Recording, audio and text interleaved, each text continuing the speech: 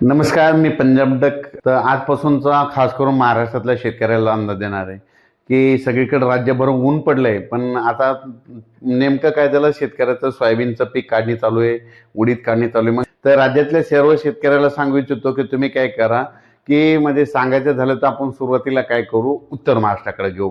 तर राज्यातल्या शेतकऱ्याला सांगू इच्छितो की उत्तर महाराष्ट्रातल्या शेतकऱ्याला सांगू इच्छितो की तुमच्याकडं 13 तारखेपर्यंत चांगलं सूर्यदर्शन होणार आहे. म्हणून उत्तर महाराष्ट्रातल्या नंदुरबार जिल्हा झालं, धुळे जिल्हा झालं, नाशिक जिल्हा झालं, जळगाव जिल्हा झालं, मुंबई, इगतपुरी ह्या ह्या ह्या जिल्ह्यातल्या शेतकऱ्यांनी अंदाज लक्षायचा.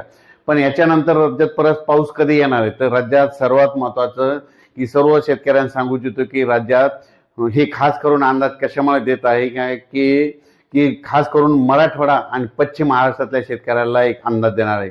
कारण की मराठवाडा आणि पश्चिम महाराष्ट्रातल्या शेतकऱ्याला सांगू इच्छितो की 13 तारखे ते 13 तारखेपासून ते 18च्या दरम्यान पश्चिम महाराष्ट्र आणि मराठवाड्यात काही काही ठिकाणी अतिमुसळधार पाऊस पडणार आहे, कुठं मुसळधार पडणार आहे, कुठं अतिमुसळधार पडणार आहे, हे अंदाज म्हणून लक्षात येतात. मग सांगायचं झालं तर पश्चिम महाराष्ट्रात सांगायचं झालं तर म्हणजे अतिमुसळधार पाऊस सांगायचं झालं तर सोलापूर जिल्हा, सांगली जिल्हा, जत, त्याच्यानंतर सातारा, पुणे, अहिल्यानगर ह्या पट्ट्यामध्ये काय होणार आहे, जरा मुसळधार पाऊस पडणार आहे, पुणेकडे पडणार आहे. त्यामुळे काय होणार आहे, पुण्याकडे पाऊस पडल्यामुळं काय होणार आहे, कोल्हापूरला जास्त पाऊस पडणार आहे. त्याच्यामुळे काय होणार आहे, नंतर राज्यामध्ये जे धरणं आहेत ते पश्चिम महाराष्ट्रातले सगळे धरणं भरले, मग त्या धरणामध्ये पाणी येणार आहे, परत पाणी सोडावं लागणार आहे. म्हणून पूर परिस्थिती परत नद्याला पाणी वाढणार आहे. म्हणून हे अंदाज खास करून पश्चिम महाराष्ट्रातल्या शेतकऱ्यांना अंदाज लक्षात घ्यायचा. पश्चिम महाराष्ट्र पकोकण पट्टीच्या सर्व शेतकऱ्याला सांगू इच्छितो की तुम्ही काय करा, 13 तारखेपर्यंत तुम्हाला वेळ आहे. 13 ते 18च्या दरम्यान पश्चिम महाराष्ट्रात म्हणजे कोकण पट्टीसह म्हणजे कोल्हापूर, सांगली, सातारा, पुणे सहित संपूर्ण कोकण पट्टी 13 ते 18च्या दरम्यान काही काही ठिकाणी अतिमुसळधार पाऊस पडणार आहे. म्हणून हा अंदाज लक्षात घ्यायचा.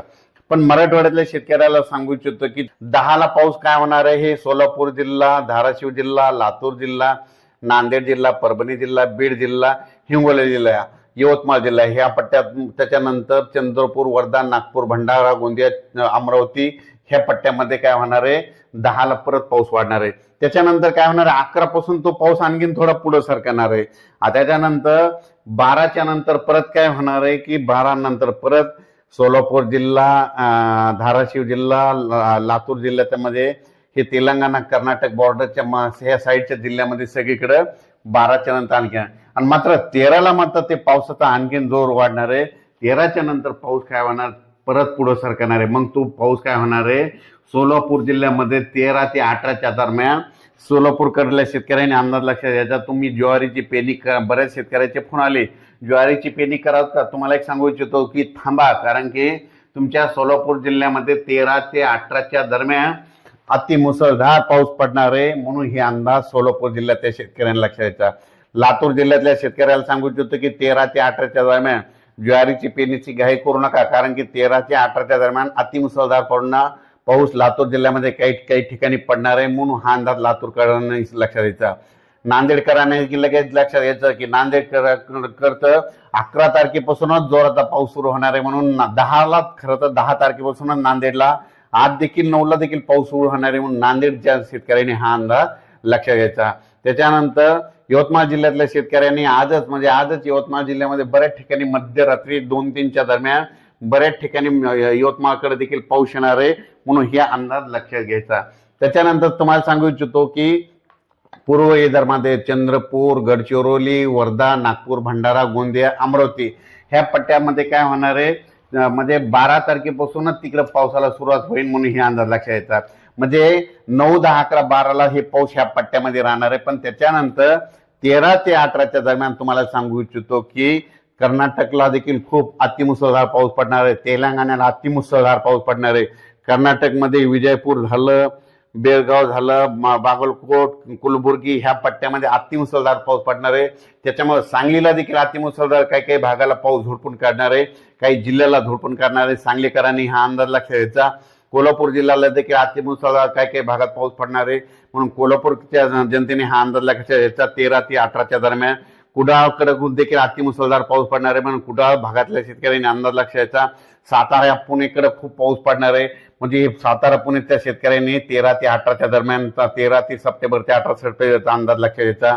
त्याच्यानंतर सगळ्यात वंचित जिल्हा म्हणजे आतापर्यंत पावसाळ्यामध्ये कमी पावसाचा जिल्हा म्हणून ओळखला जाणारा अहिल्यानगर. ह्या जिल्ह्यातल्या अहिल्यानगरच्या सर्व शेतकऱ्याला आनंदाची बातमी सांगतो. आतापर्यंत अहिल्यानगरमध्ये पाऊस पडलेला नाही. तर अहिल्यानगरमध्ये 13 तारखेपासून ते 18च्या दरम्यान ज्या नदीला पाणी नाही आलं, ज्या वाड्याला पाणी नाही वाहिलं, त्या वाड्याला 13 सप्टेंबर ते 18 सप्टेंबरच्या दरम्यान त्या 5 दिवसामध्ये पाणी वाहणार आहे, म्हणून अहिल्यानगरच्या शेतकऱ्यांनी अंदाज लागला. संभाजीनगर देखील, संभाजीनगरमध्ये जर कोणते जिल्हे तालुके गाव वंचित राहिले असं तिथं देखील 13 ते 18 खूप पाऊस पडणार आहे. जालना जिल्ह्यात देखील 13 ते 18च्या दरम्यान जोराचा पाऊस पडणार आहे. त्याच्यानंतर जळगाव जिल्ह्यामध्ये देखील 14 ते 18च्या दरम्यान जळगावकडे पाऊस पडणार आहे, म्हणून हा अंदाज लक्षात घ्यायचा. त्याच्यानंतर नंदुरबार, धुळे, नाशिक 14 सप्टेंबर ते 18 सप्टेंबरच्या 19 सप्टेंबर पर्यंत ह्या उत्तर महाराष्ट्राकडे जोराचा पाऊस पडणार आहे, म्हणून हा अंदाज लक्षात घ्यायचा.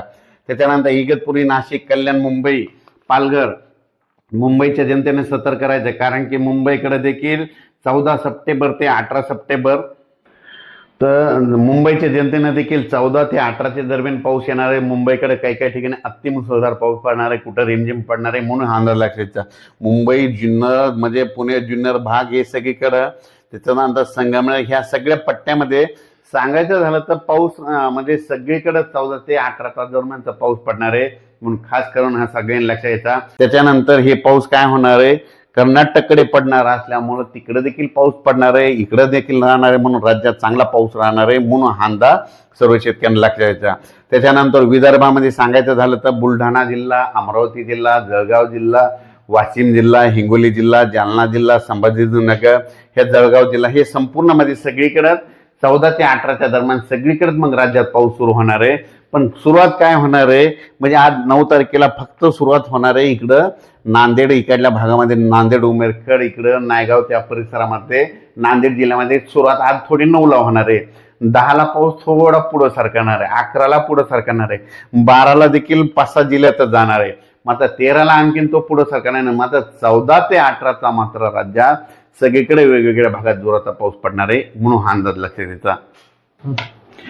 14 ते 18च्या दरम्यान सांगायचं झालं तर म्हणजे तळोदा, नंदुरबार, शहादा, शिरपूर, चोपडा, जळगाव, एरंडोल, पाचोरा, यावल, जामनेर, अमळनेर, पुन्हा त्या बुरामपूर, अकोट, हरिसाल, अचलपूर, तळेगाव, मोर्शी, वरळू, सावनेर, बुलढाणा, खामगाव, नांदुरा म्हणजे ह्या पट्ट्यामध्ये आतापर्यंत काही भागामध्ये जे भाग सुटलेला आहे तिथं देखील हे पाऊस काय होणार आहे 14 सप्टेंबर ते 18 दरम्यान पडणार आहे, म्हणून हा अंदाज त्यांनी लक्षात द्यायचा.